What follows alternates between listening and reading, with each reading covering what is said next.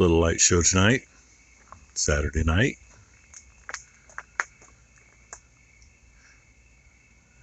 Kind of looks like it's all sheet lightning tonight. Thank God that one was right here. Yeah, we just had some right over our head. Wow.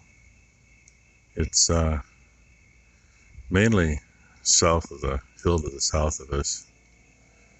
Earlier the radar showed it was just north of Salem. Wow. That was a nice one. That was. And Nick, he usually comments, he used to be first all the time. He works to the east of here a ways. He says, hey, anybody else get a thunderstorm warning on their phone? And no, nothing here. Apparently Ron was out picking his wife up at the airport. He says, I'm at the, what do they call it, the cell parking lot or something, where, you park your car and wait with your cell phone for somebody to call you to pick them up. And he says, yeah, just got it. I don't know if they've been watching, but I checked the radar then. And Brooke has thunder, and they can see lightning in the distance. Yeah, so up at Maury and Ty's and Brooks up there, they getting some pretty good noises. I mean, this is a lot of lightning for us back to back to back. It doesn't ever do that. Oh, it does, just not very often. So anyway, thought I'd get you a little of this since, the last couple times we've had lightning, I tried to get, and, as soon as you turn the camera on, it stops. But love it. There you go. There's 2 minutes of it. Yeah, fun part about having a driveway on a hill. Wash started right there. Right here, it's, at least this time, it pushed most of the rock to the outside. Didn't take it all down with it, but it humps up before it gets to it. That's about 3 inches deep, a foot wide. Right there. The weird thing, though, is this one kind of flushes out to there, and this one starts in the middle of nowhere. Oh, yeah, watch out. I'll step in that stuff. It stinks. And then it widened out. I'm going to guess that was the half-inch of rain that we got in just about 40 minutes. It tinkled for about 10 minutes before that. And, yeah, cut back through there again. But hey, this part I smoothed up the other day looks really nice. Oh, brought a pile of rock down here. This side of the panel, that pile wasn't there. So, yeah. Oh, there's what, about, well, up to there, there's probably about 5-gallon bucketfuls, I'm guessing. So that all came down the ditch from there, and of course off the driveway, because it scoured the ditch out. That was all gravel line. Had a calf was bawling half the night and was still bawling about 10 minutes ago. Quit bawling after I got out here, so I go look and see what I can find. And see if it got wet in the barn. It was a pretty good light show last night. I threw the short up, and the short wasn't the good part. And the time you got to this point, the part you saw here is not the good part. And that's what I was afraid of.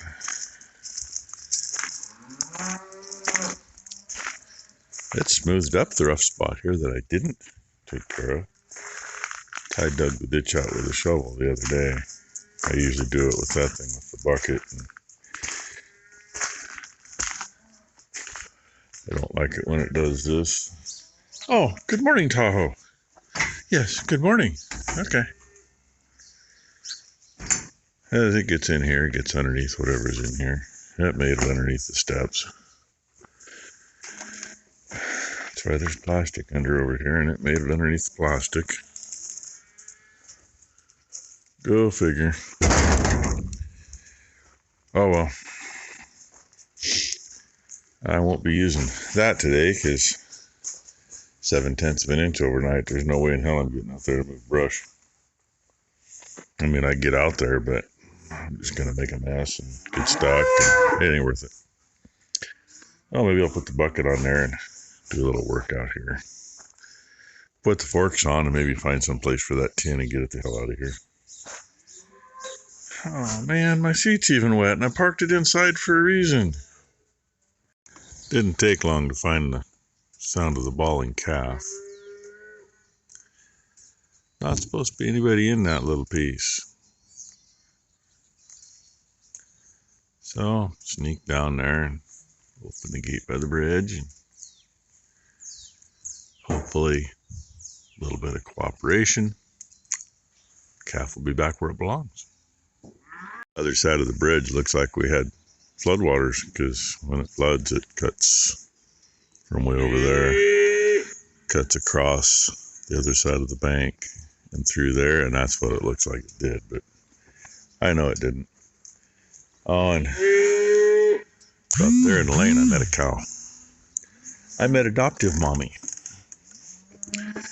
Last cow to come in. I'd like to guess who that is. That would be Hope. All I can figure is one of those great booms last night. I think about 3 o'clock was the last time I heard one. And she must have spazzed a bit. There's a few tracks here. I see some calf tracks over here, but you know, maybe that's where she come running through. I don't know. I'm gonna say yeah, probably, because there's actually some cow tracks that's a quick stop.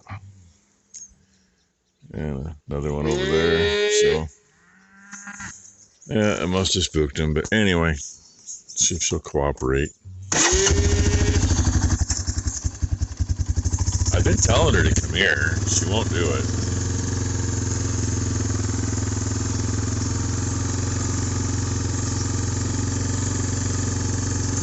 And if you're wondering, there's no way Maury'd get through here today. His original plan was today, but they got done working on trucks early enough that he made it out yesterday.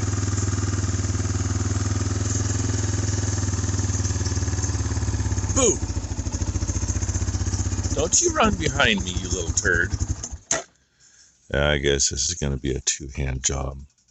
You'd think she's so spoiled she'd just run to the barn. She's going to talk to me instead. Do you want to go see your mama? Huh? Yeah, I opened the gate. You can go run right up to the barn. She got tired of waiting for you, so she's up at the barn. All I had to do was back up and tell her to go see her mama. Look at that. Run, run, run, run, run.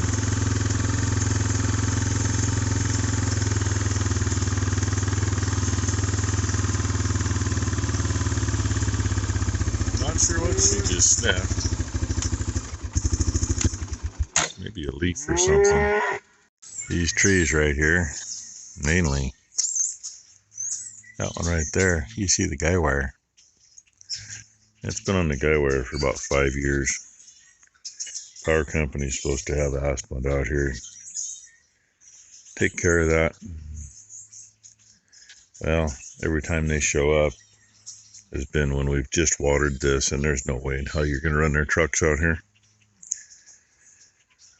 This summer I have called the power company's forester 4 times. Left him 4 messages because you don't answer his phone.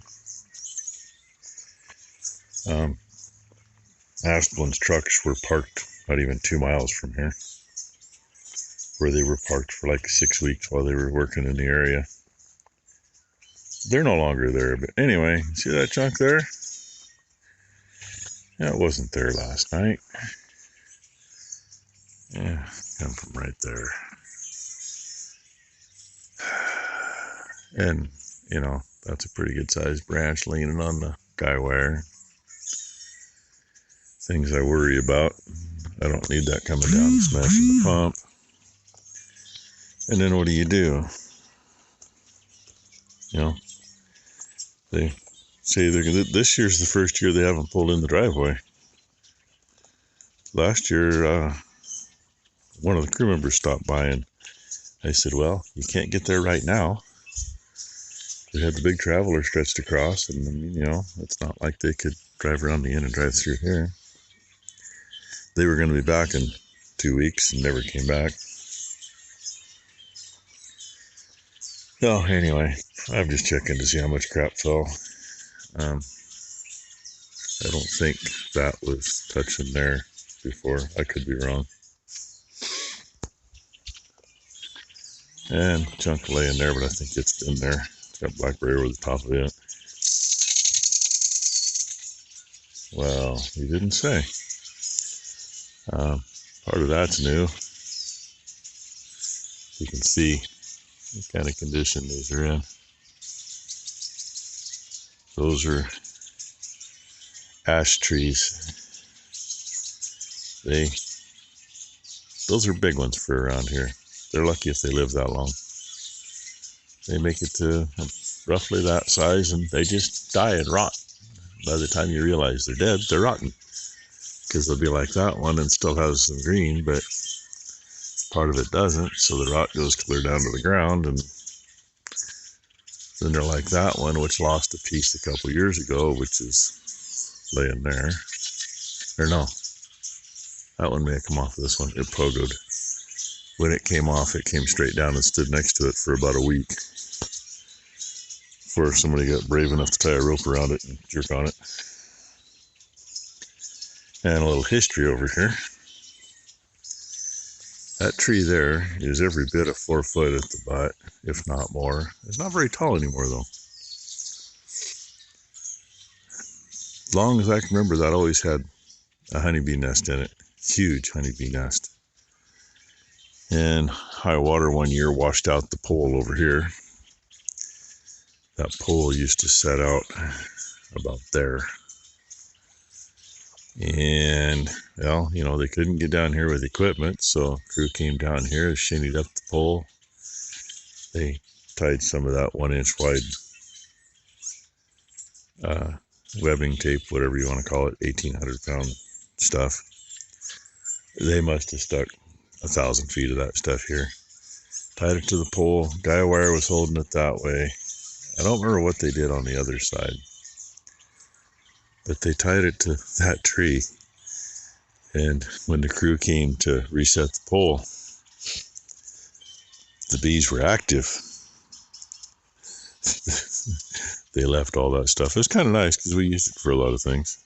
I don't think we got any of it left now, but.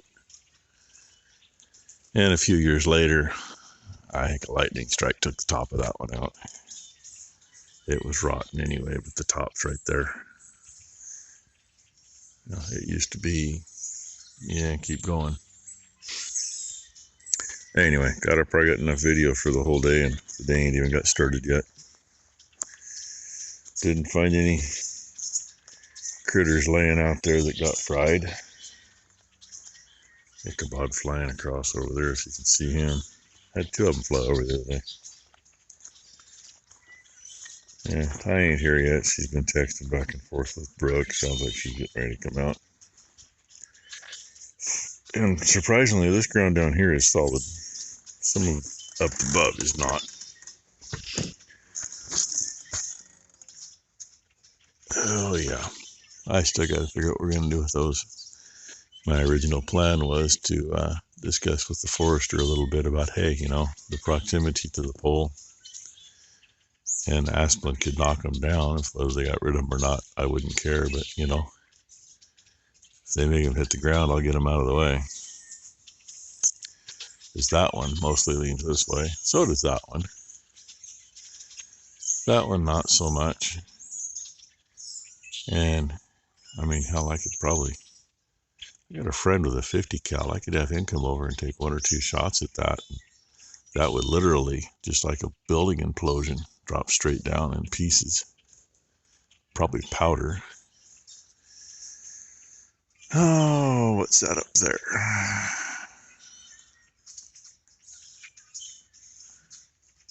right there. Kind of looks like a fresh break. I think that's an ash tree that's grown up into that fir. So it was probably rotten. So there's probably a chunk laying up in there in the brush somewhere. I see a bunch of little pieces over here on the side, you know. Oh yeah. Most likely no lightning strikes here, but the wind was crazy. Didn't know what direction to go. 30 miles an hour and spinning. And I haven't looked over there yet. I probably won't. Keep my eyes shut. Don't worry about it, right? Well, I was slow. Ruby looked up and said good morning to Brent, but, you know, I didn't get the camera up quick enough. Just a cruising along. A little bit of grass, a little bit of clover in there. There's a pile of apples over there. None of them are going for them. I got me a yellow jacket buzzing in my head, too, so maybe I'll just move on. But Ruby's going to block me in. Oh, maybe not. Pretty good cow for one that was supposed to have been dead, right? I was in the house talking with Mom the other day, discussing a few animals, and she didn't quite remember everything that happened with Ruby. For some of you that don't know, we had stomach worms go through the herd really bad about 6 years ago, 7 years ago, whatever it's been. Between losing cows and cows that weren't never going to breed back because they were too low, we literally cut the herd in half, almost. Ruby was one of a set of twins, the only cow on the place out of a bull that we used to have, because none of them milked, but she milks. Her twin was open, so her twin left. Ruby's daughter Sapphire is named after Ruby's sister. Ruby ended up getting stomach worms. Well, Brent probably remembers a better one than I do, but it's been a couple years ago.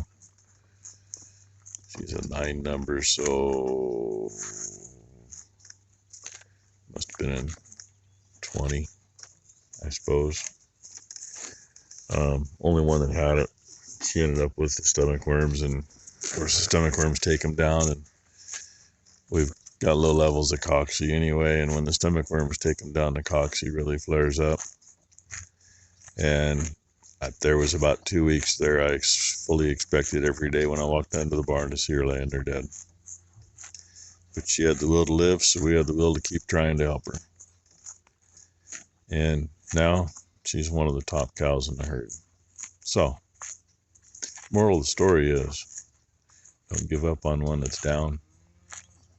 Because if they make it, they'll usually make up for it. I literally just said that nobody's touched those apples. Get done talking with Ruby there and look over, and she's nosing through them. Little tidbit about apples. If you're gonna feed apples or anything round, had a neighbor used to have sheep and they fed a lot of coal onions. You feed them out on the ground like this. You don't feed them in a feeder. You don't feed them in a bucket. You feed them flat on the ground. Because if they're on the ground like that, they have to bite it to pick it up. They can't just kind of scoop it and swallow. If they bite it to pick it up, it's only a half of one or less, and they can chew it and swallow it. If they get it out of a feeder, you know, that's higher in the air, or, you know, they're in a bucket, so there's one sticking up and they can just get a hold of it, they can choke to death on it. So that's why they're laid out. And I'm glad she's getting a few before all the yellow jackets get all of them, because she just ate like 2 of them. That's a good thing. What we found. This is the second one. I had a green one about his size on my back tire of my Tahoe. She had a dark green one on her car earlier. Oh, get it. Yeah, attack the camera. Attack the camera, buddy. He's got the same dark spot. Haven't seen any big ones this year. No, but we found that little baby last time, and it was over here when I was. Yeah, but they missed that because I don't think I had she just showed like this big. We had, when we lived in town. Can I take you? Giving her the evil eye. He's itching his little leg. Oh, you got an itchy, bud. Anyway, when we lived in town, we lived 2 houses from the park in Banks where they have the tractor pulls every year. And I had 3 or 4 tractors parked in my yard, friends that were pulling. I walk outside, literally there was like 5 of them on the tractors. All of them way bigger than that. One of them was, dang, must have been 8 inches long. It was huge. It's like, man, that sucker carry you off. When we had the big fire, we had one in the shop next to the medicine cabinet on the thing, and he was this long. Yeah, we had a huge one in there too. Anyway, lucky. I cut them at 16 foot here. So there's 2 pieces here, 1 piece up on the trailer that are 16. They're roughly. Makes those roughly 14 foot. So they'll work out. They can still cover 30 feet later. And finally get this shit out of the way. But for right now, I'm setting up on the trailer. And then we'll cut one of these to fit so we can move it. And if I just keep doing this, and she's going to get it all done on her own, I'll just stay out of the way. But anyway, and one of the best things we ever got, of course, the store we got it from is no longer. Grip is the brand. It's supposed to cut 18 gauge. That is awesome. These little curly cues, which there's a few down here we got to pick up yet. Like so. That's actually from cutting 2 at a time. It did cut 2 at a time. There's a single there. There's another one down there. I'm going to throw out with that so they're together. So, anyway, if you do much tin work, you know, things paid for itself. I don't know how many times. Like I said, I'm going to let her get this all done. This is cool. Then we can do something with some of this. Uh-oh, what'd she find? It's a froggy. Got his head stuck half under the board and he's dead. Oh, no. Frogger didn't make it. No, he's upside down. Oh, no. Dude, Poor Frogger. He's recently dead, too. Poor guy. Oh, no, he's still half alive. Yeah, he ain't gonna live, though. No. He was in the wrong spot at the wrong time. He was probably between the ribs when she slid that over. Hey, but we found a few froggies up there with the yesterday before I started moving a bunch of stuff. So they got, is that a piece of straw? They got put over to the fence. Yes, the piece of straw. So they were saved anyway. That's why. Hey, be nice to get this shit out of here finally. It's been here like 6-7 years. I don't remember if Dad was alive when we finished the barn roof, re-roofing it or not. Okay, well, he's been gone 5. We're going to say this stuff's been here 7 years. And, you know, the way I turn around with that thing in here, that's in the way. Because if I can't back in over here, I back the trailer up toward the shop, and then I drive down here and I can pull a U-turn. Okay, this back rope's toasted now. Damn, now it looks naked up there. Looks naked down here, too. Yeah, I think I already told you what I did. Cut the long ones in half. The real long one, which wasn't a full width one, actually got cut in 3 pieces. And they got a temporary spot at the moment. Oh yeah, moved those 2 gates that we took out of the back barn that were right there too. They're back there, stacked in with the other gates. Hurry home for that stuff. I cut the one pallet in half because it's all we needed was half, and put the tin all on it.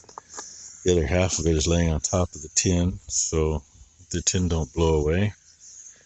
And then the boards that were on top of it originally, and all the 4x4s off the other pallet are on top. Eventually, it's going to go on the other side of the auger over here, but I wasn't going to fire that tractor up just to move the disc out of the way. And there's a stack of tin. It's leftovers from that, which we still got one to put on there that's never been put on. Yeah. It'll sit on top of there, I think. Get it out of the way. Need to clean all this up again too. Freaking weeds. It's kind of nice where we laid the asphalt though. A little on the edges is all. So anyway, that's our day. It's pretty wet out there yet. Pretty wet everywhere yet. So hope you all had a great Sunday. Thanks for watching, and everybody have a great Monday.